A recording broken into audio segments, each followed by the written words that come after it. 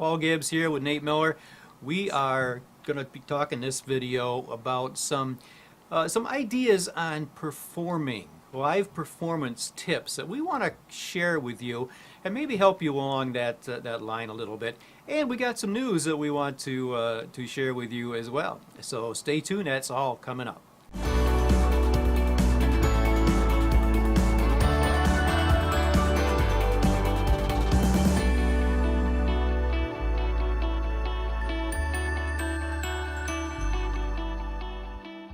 All right, we got some tips for you on performing, and but first let's share they're watching this on a completely different, or new, I should say renamed, YouTube channel.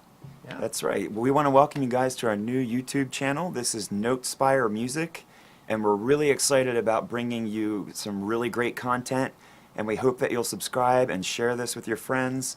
And look forward to some really great videos that are coming out that we're really excited about putting together for you guys. Yeah.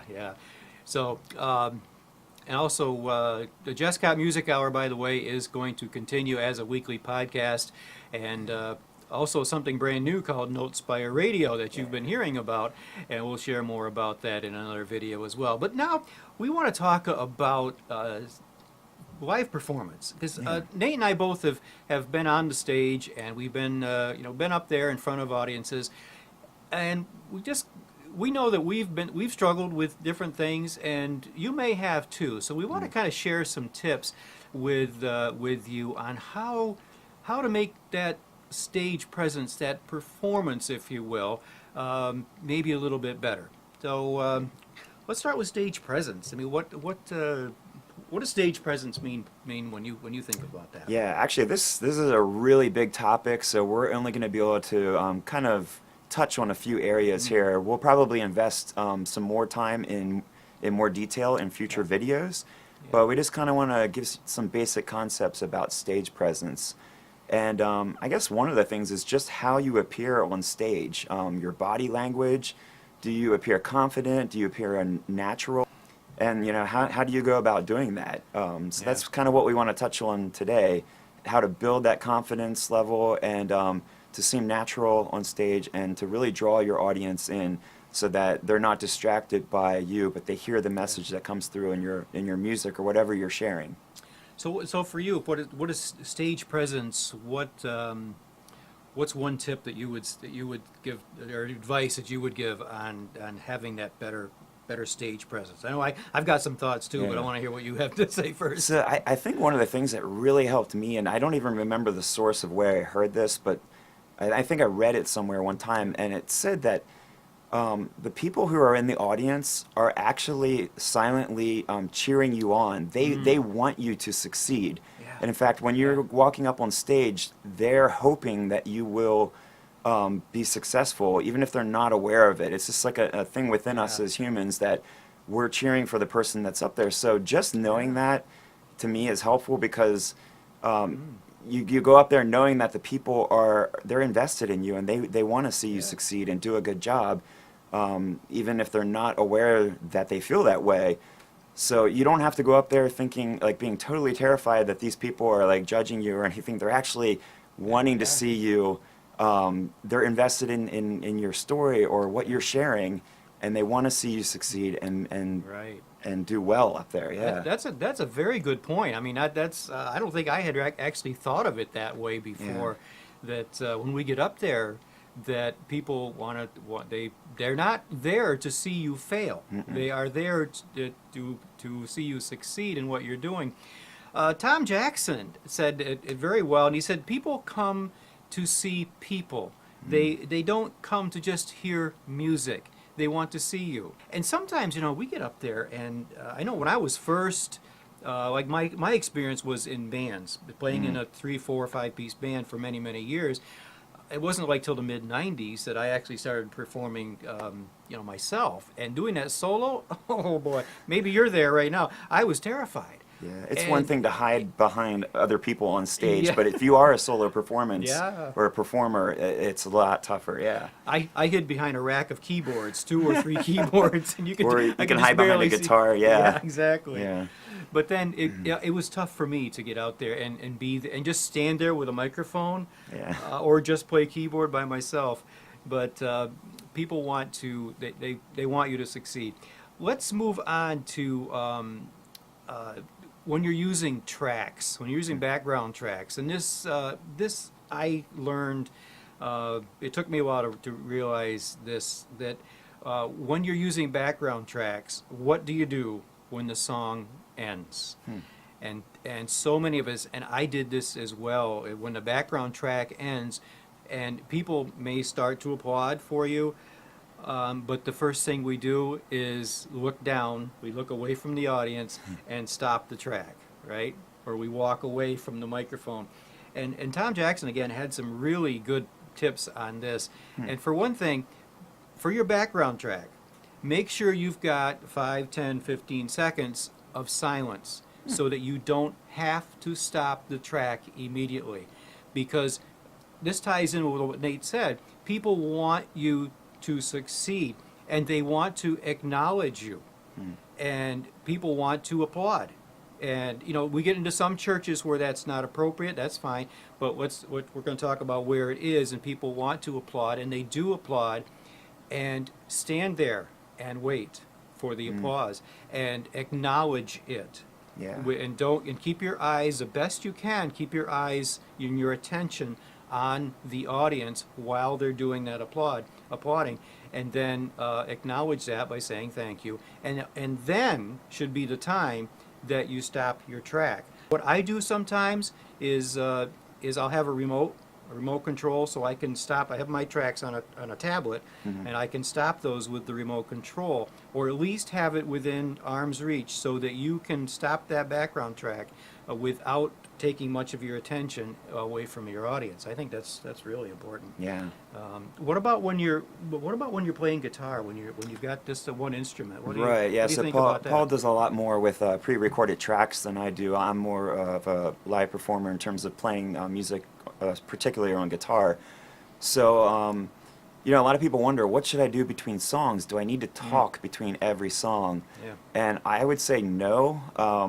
Don't talk between every song. You don't have to give a story for every, or tell the story behind every song. But you might want to talk about a particular song, especially if it has a really deep meaning for you. And don't underestimate the power of stories. We're hardwired to love stories and to be enthused by them and everything. And if you have a kind of a short story that will just give the listener a little taste for what your song is about, kind of use that as an intro, and you want to leave them wanting more. So don't tell them the whole. You don't have to tell them everything behind the meaning of the song, but Right. say you might intro a song with this, like, there was someone that I loved dearly once who taught me something that I'll never forget. As soon as we hear that, there's part of us that kind of leans in and says, well, okay, I want to hear more. yeah, what was it that they told you that you Yeah. never want to forget, and Yeah. who was this person? So something simple as that you can just use to like hook their attention and give them a little bit so that they can relate. And that's the other thing. We talked about people wanting you to succeed and using stories to grab their attention. People relate to real people. So, even though you want to be professional when you're up there, don't be afraid to make mistakes. One of the things that I think is great is when you see one of your heroes, whoever it is, a performer that you love, and they make a mistake and you realize that they're human just like you. Right. You feel a connection to them because it's not like this robot up there who is like this Superman that never Yeah. fails and everything. And you can use mistakes to make a connection with your audience. Yeah. And that can be a powerful thing sometimes. Make a mistake, keep going. Yeah. If you need to acknowledge it, okay, but acknowledge it with maybe a little bit of humor and move on. Yeah. People don't expect you to be perfect up there. They want you to be real, which I think leads into another couple of notes that we had is to act naturally. Just act natural. Be yourself. Yeah. And a little bit of sense of humor is not a bad thing.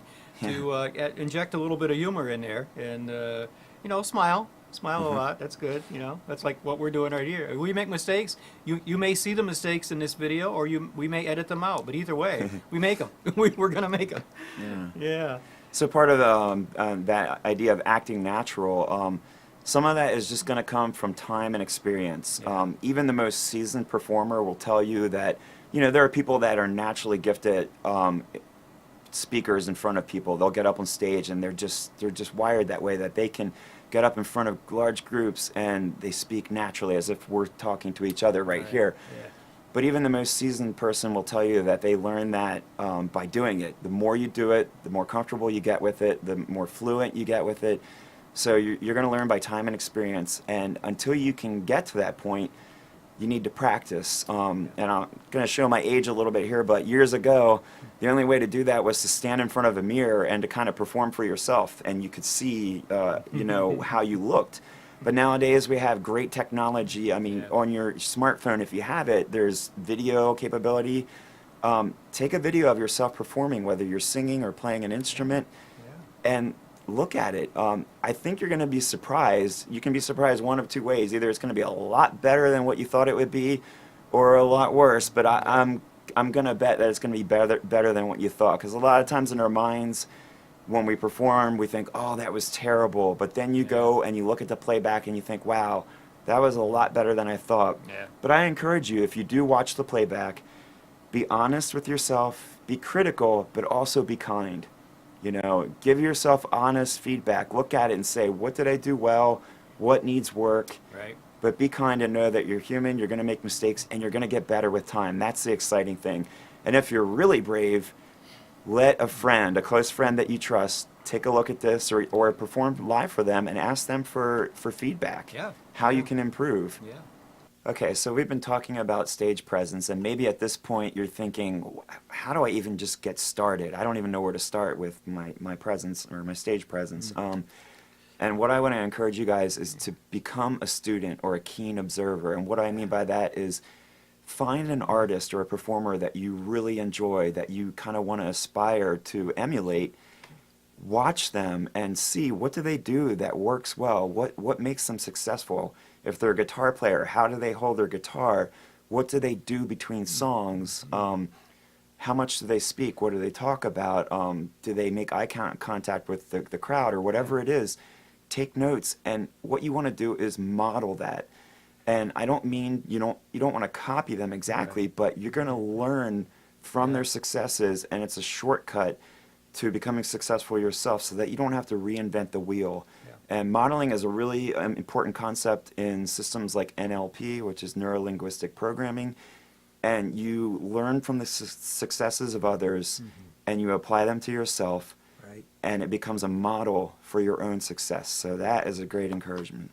People may be doing that already with their music. For example, you may already do that with your music. You like a certain style, so you kind of try to model that or emulate that. Maybe not copy, but different things. So that's the same principle that we can apply to our on-stage performance. Exactly. Yeah. We'd like to know, what's a challenge that you have faced when you, as you have gotten up in front of people, whatever stage you might be at, pardon the pun, but whatever level you're at in your performing, what's some of the challenges that you do face or have faced, and how have you overcome those to reach that comfort level that you have gotten to? Or maybe you're not to that comfort level yet. Let us know about that. Maybe we can help a little bit along those lines. Yeah, leave a comment below. Yeah, we'd love to hear from you. And again, we want to welcome you guys to our new channel. This is the NoteSpire YouTube channel, and we have a lot of great content and new videos coming in very soon. Please subscribe so that you don't miss out on that content, and share this with your friends, because we're really excited about the info that we're going to be coming up and offering to you guys very shortly. Yeah, awesome. Until we see you next time, I'm Paul. I'm Nate.